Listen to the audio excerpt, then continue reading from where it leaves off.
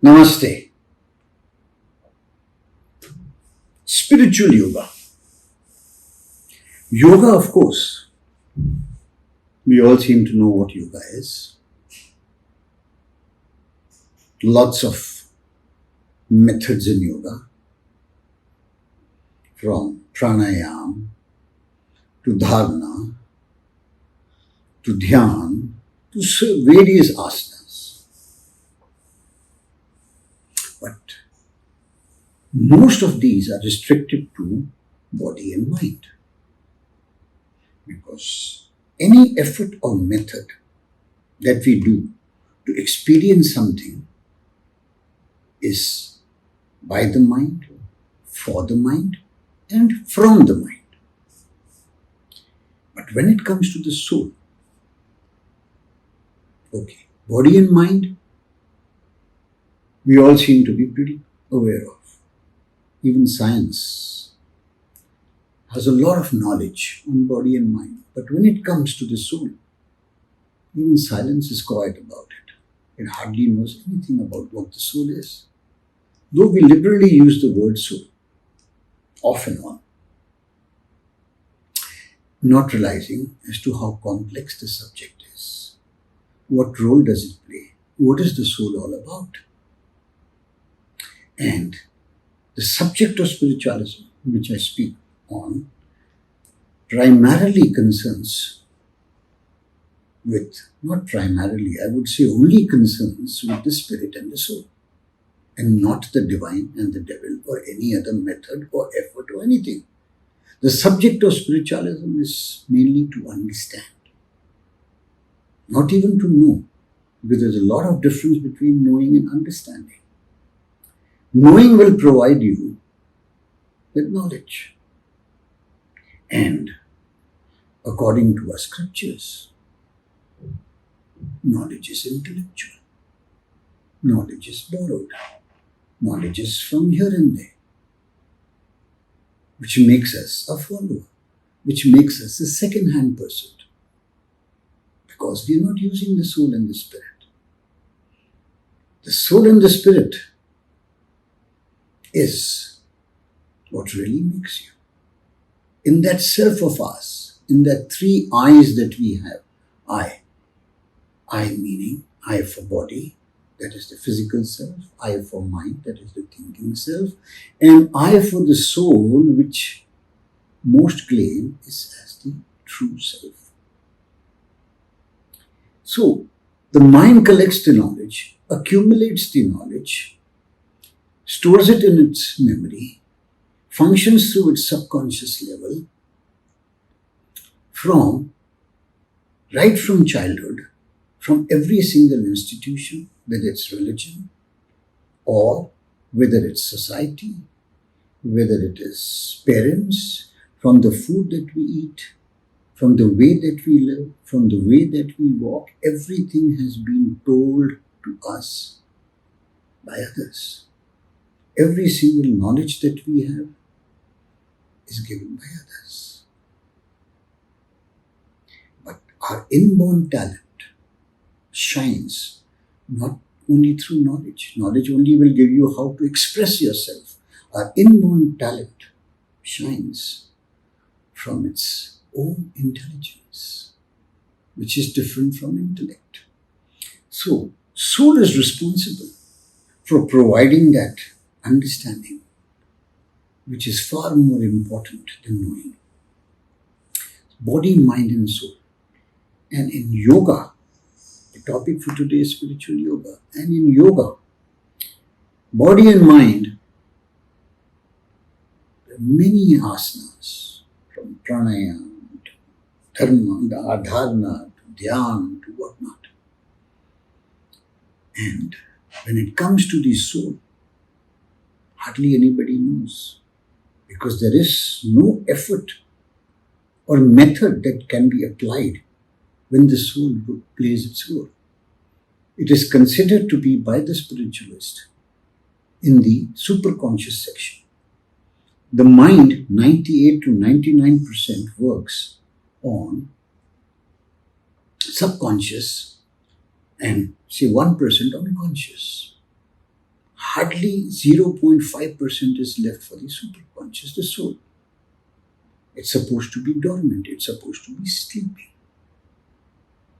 And that is why gurus are required. Guru means darkness, one who dispels darkness or brings lightness into you or into your mind. But the soul is also considered to be the God Guru in the self. So the external Guru can help you to know. But the internal Guru, that is the soul, will guide you through intelligence to understand, to make you aware. The soul, the role of the soul is to make the mind aware.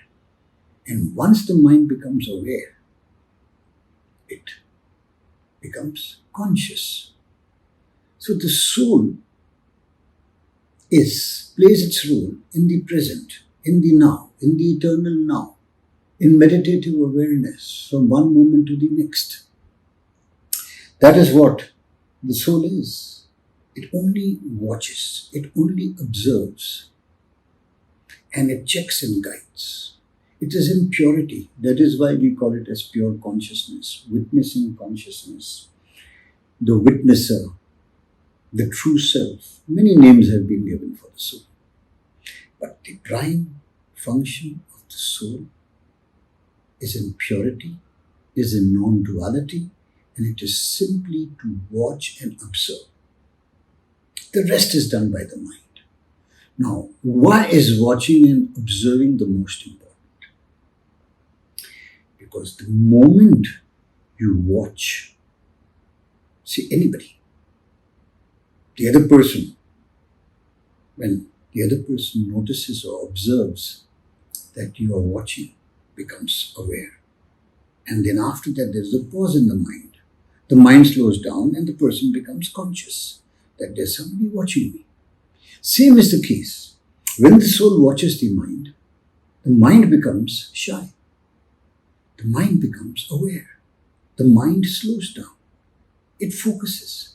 It centralizes to what it is doing. Now it's conscious and not subconscious. Subconscious is in auto mode, which is 98% of the functioning of the mind through its memory and intellect. It does not require the consciousness. Once it knows how to do a certain thing, the first time or the second time it may be conscious, but later on, once you know how to swim, once you know how to cycle, once you know how to drive a car, once you know how to reach a certain destination, consciously you will do it for the first or the second time. But after that, the subconscious takes over.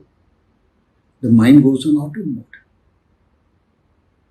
And thoughts keep informing what all to do and what not to do. So, what happens? Observation is in the silent zone of the mind, the superconscious zone. That's where the soul is. That's where the inner observation takes place. And the inner observation expresses, the inner observation, your inner self expresses itself, the soul expresses itself, and the external reacts accordingly.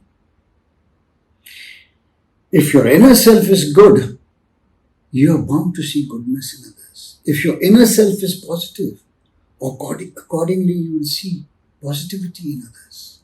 You will not see the negative side. So, everything revolves around the illumination of your inner self, which then reflects outwards back to you. So, the soul is a watcher, is a witnesser. But it's a notch less than the spirit. Why? Because the spirit is universal. And the soul is the true self. It's the highest I. It's the highest consciousness. And ego is the lowest consciousness. The mental self, the second I, is the lower consciousness. And then you have the physical self, which is hardly conscious of its own self. Yes, it is, but to a very, very low extent. The mind goes higher and the soul goes highest. And that is why the soul has been accredited to be that art thou, that divine within you. That divine within you, the Aham Brahmasmi, the Tattvam Asi, the conscious principle which makes the mechanical body and the mechanical mind or the mechanical brain. All these are organs, mechanical. They require a conscious principle, and the conscious principle is provided by the divine intelligence. In the first commandment of the Rig Veda, the Mahavakyas, it says, Prajnanam Brahma. Brahma is the creator.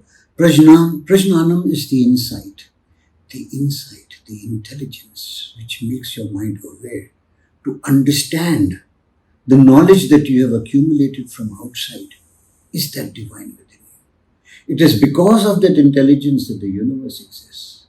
It's because of the intelligence everything exists, everything is explored, everything is discovered, not through your intellect. The intellect is the feedback. The intellect is providing you, expressing itself of what you have learned from others, how to improve further, how to refine further, but only after you understand. So understanding is prime. And understanding comes through awareness. And awareness comes through self-observation. So self-observation provides the skill to become self-aware. And self-aware provides the further self-experiencing, to experience and realize what you wish to feel, think and do. So self-observation is the prime, is the ultimate in your mind. It begins and ends with everything. It's how you observe. And how do you observe? The soul can only be awakened. The mind is activated by the soul, but the soul cannot be activated. It has got the spirit which is attributeless, which is not aware of its own self, but it has the supreme ability to make your superconscious section, the soul, make the mind, in turn make the mind aware. And after that the mind becomes conscious. And the spirit is universal. The soul is not. The soul is dual, like the mind is dual.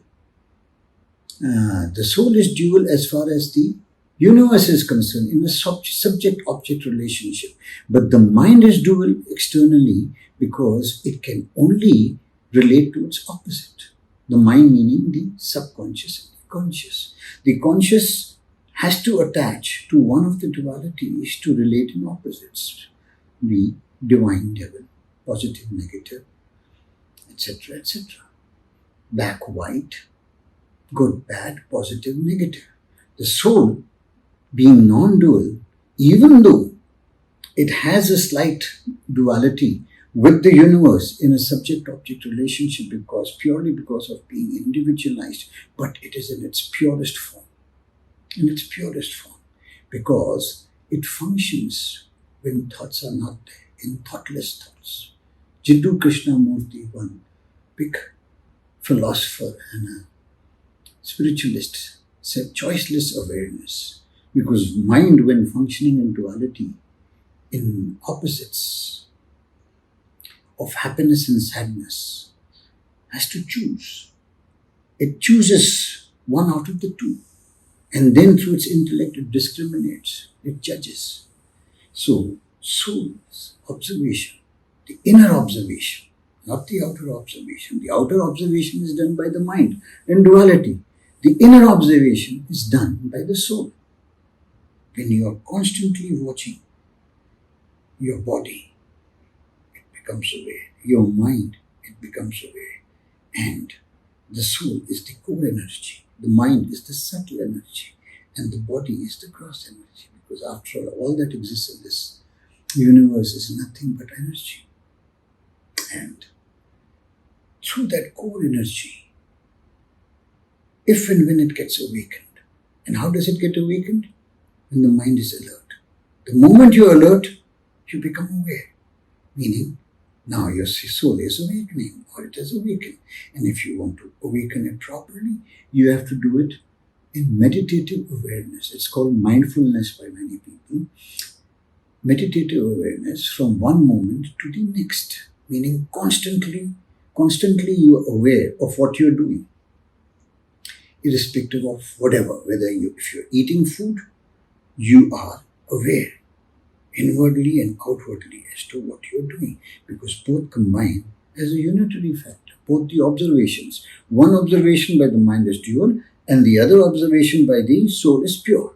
So that is how the soul functions. The soul plays its role, and it's beyond the mind and body, because the body and mind functions entirely on duality.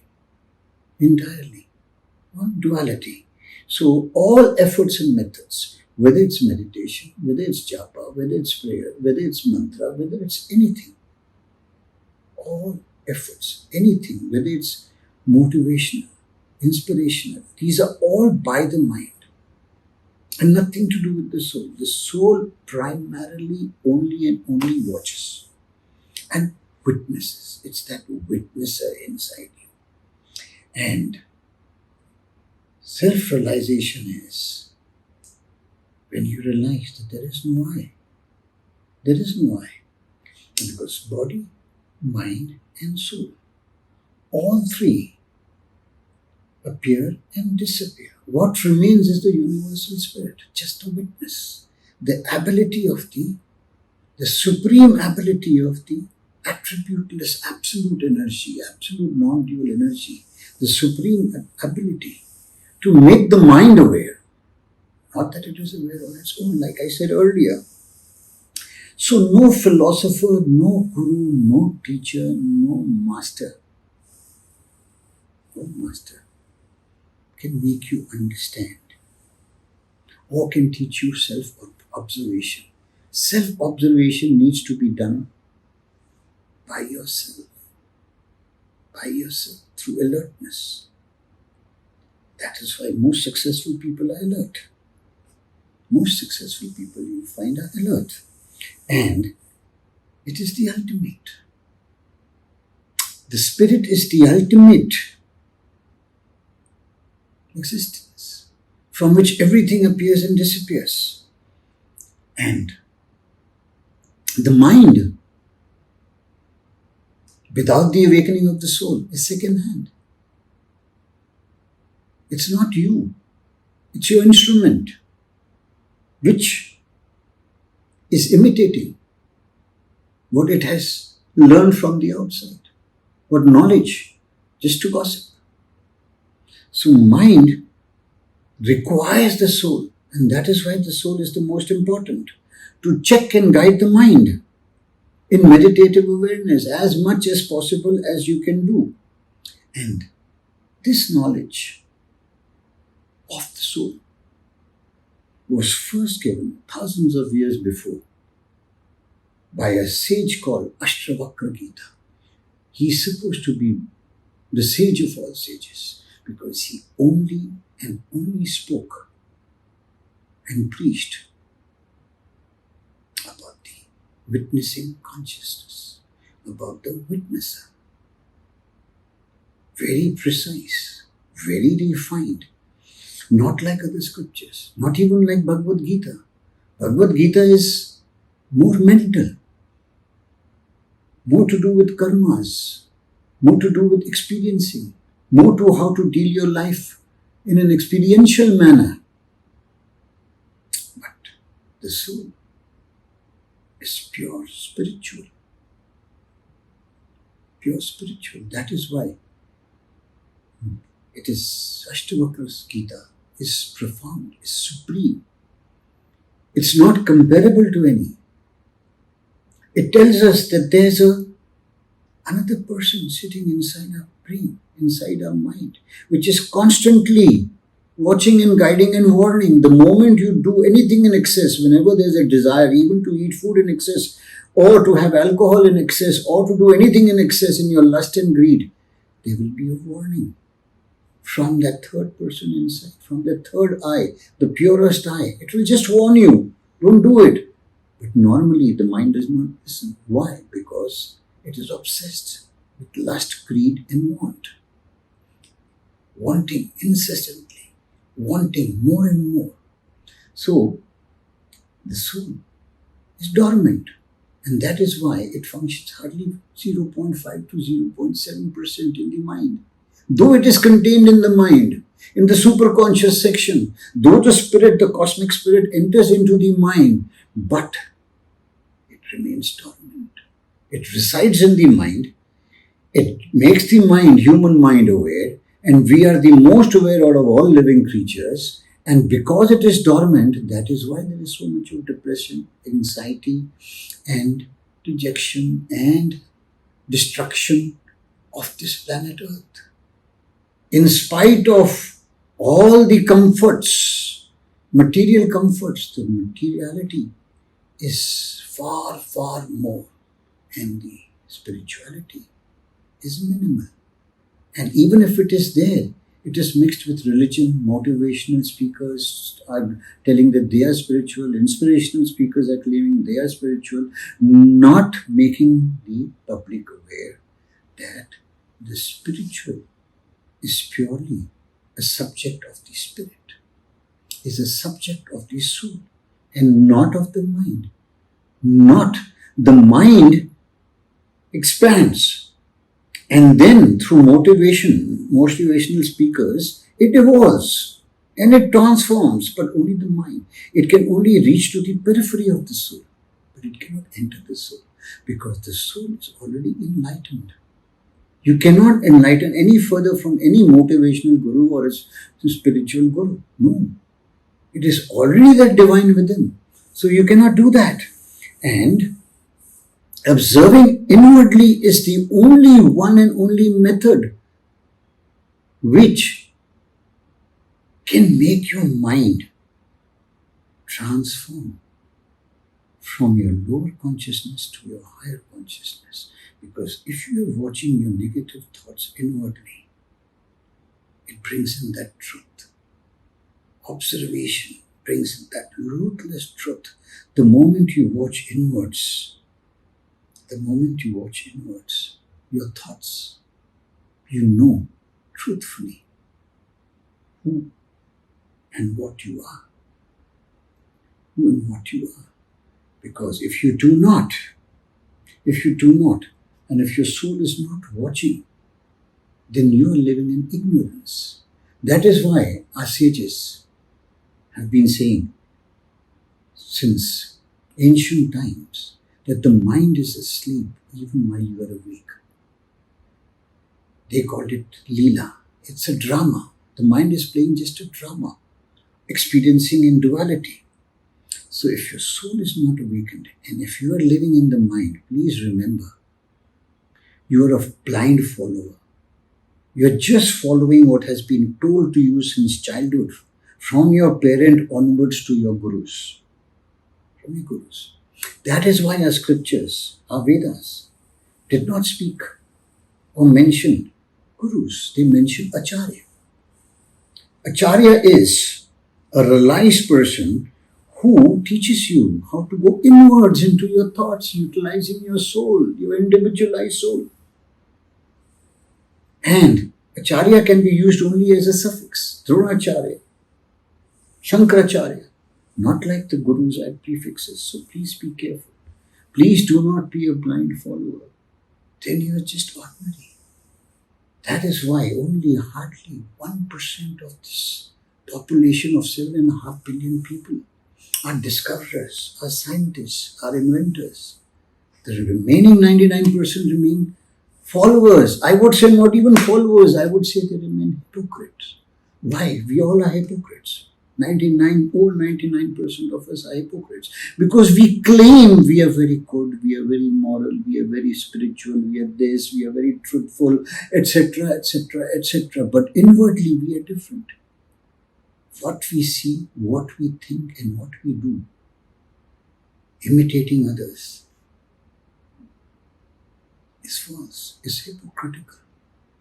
And that is why human beings, in spite of having that divine insight, in spite of being considered as that art thou,